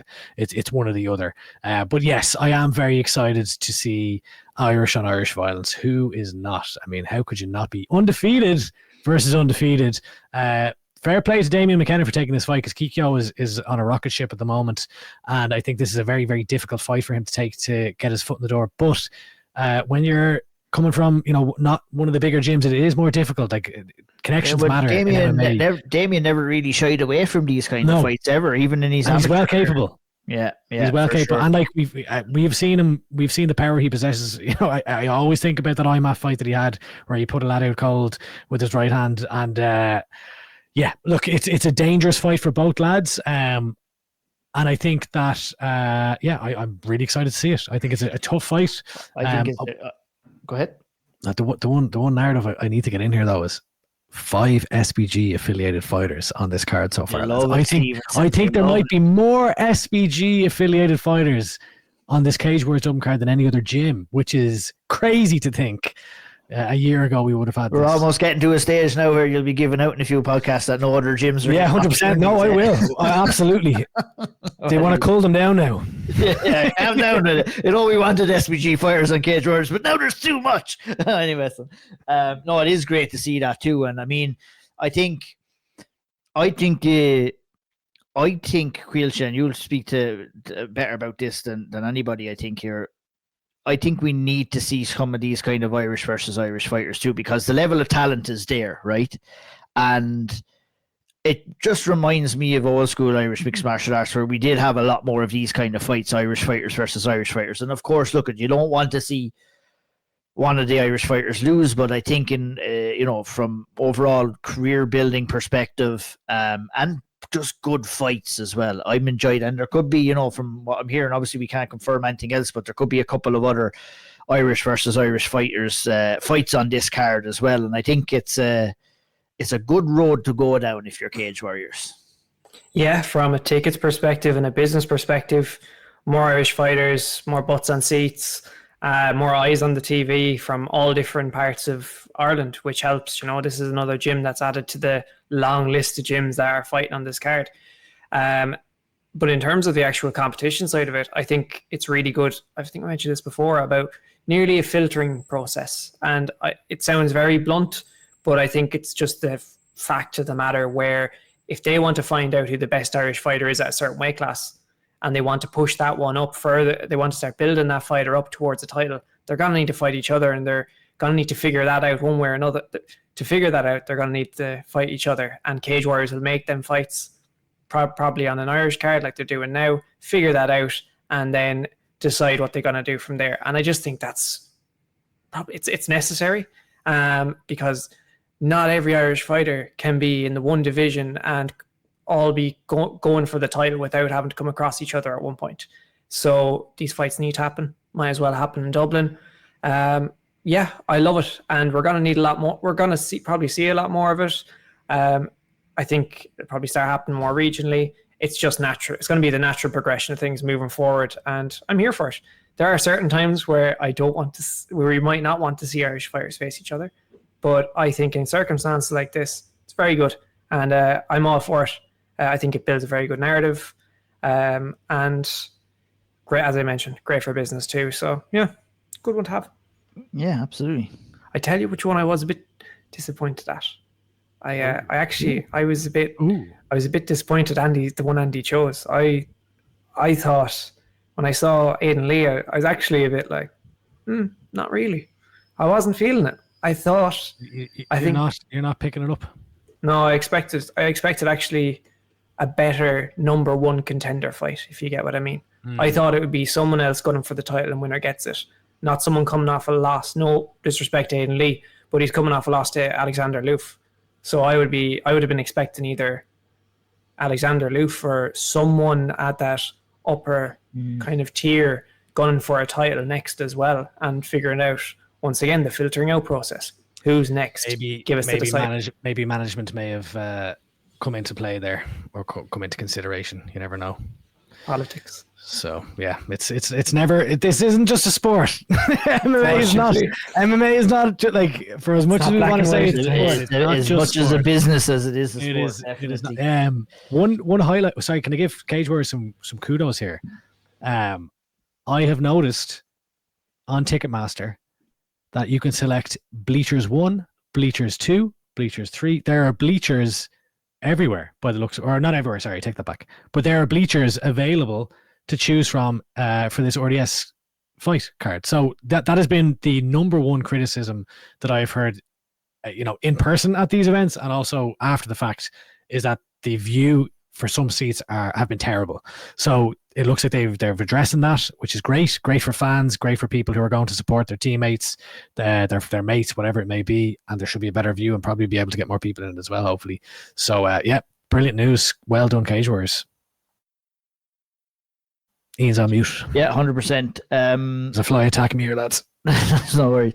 I was going to round it up, guys, but obviously we got stuck into the Will Fleury chit chat. I forgot to mention Brian Manning signing for Oktagon. Great signing for Oktagon there, and Jack Maguire as well, who's been announced for the Oktagon 75. He takes on Hugo Vach. That is on the 13th of September there. But Brian Manning, great signing for Oktagon there. I think, Brian's personality, the way he promotes fights, it kind of fits into Oktagon's ilk there, doesn't it, Caoilte? Really does, yeah. The type of walkouts they'll feed off that, and they'll feed off the interviews he gives, the shit he talks. Everything he does is kind of just fits their business model and the way they promote fights. Sometimes questionable how they can promote fights with the most recent weigh-in one, but how they do everything, he fits to a T. He's the perfect profile for them. So I love it. I think he'll ruffle a few feathers in that promotion for sure, just like a few other Irish fighters have. 100%. All right, lads. I think that's it. Episode 89. Unless there's anything that I missed there. Normally there is maybe one or two things. Are we all clear? We're all clear. I've got nothing. Nothing, Andy. That's it. I always give you the opportunity to come in there. Thanks everybody once again for listening. Episode 89. We're almost at that 100 mark there now, which would be a fantastic milestone for us to hit. We will try and bring you. Maybe we're going to discuss the finer details of my trip home now, I guess, after we finish recording here, and see what we can kind of work out, if we can work out anything. But we will be back again in a couple of weeks to discuss all the action that has happened in between now and then. Thank you for all the support. Hit the subscribe button, the like button, 5 stars on Spotify. You know the drill now at this stage. Help the podcast grow. Help us spread the love of Irish mixed martial arts.